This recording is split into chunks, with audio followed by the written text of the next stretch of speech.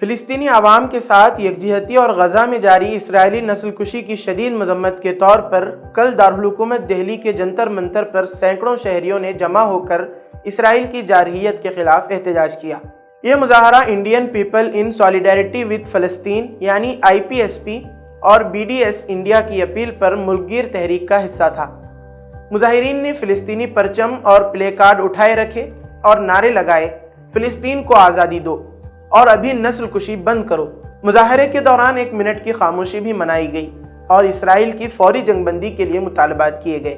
دہلی کے مظاہرے کے ساتھ ساتھ حیدرآباد، پٹنہ، کولکتہ، لکھنؤ، وشاکھاپٹنم، وجے واڑہ اور پونے میں بھی یکساں احتجاجی مظاہرے ہوئے، جہاں عوام نے اسرائیلی بمباریوں اور غزہ میں بچوں و خواتین پر ہونے والے مظالم پر اپنا غصہ ظاہر کیا۔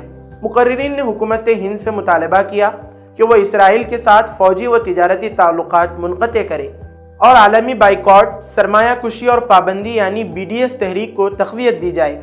اسی تحریک کے تحت IPSP کے کارکنوں نے مہندرا آؤٹ لیٹ کے باہر بھی مظاہرہ کیا اور کمپنی پر اسرائیل کی نسل کشی میں براہ راست شراکت کا الزام عائد کیا۔ مظاہرین نے پلے کارڈز پر بائیکاٹ مہندرا اور فری فلسطین کے نعرے لگائے اور فلسطینی پرچم لہراتے ہوئے احتجاج کیا۔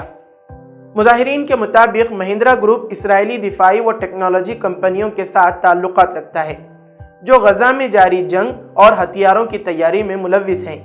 IPSP کے یشونت کے مطابق 2018 میں مہندرا گروپ کے چیئرمین آنند مہندرا نے اسرائیلی وزیر اعظم بنیامین نیتن یاہو سے ملاقات کی اور UAV ڈرون بنانے کے معاہدے بھی کیے گئے۔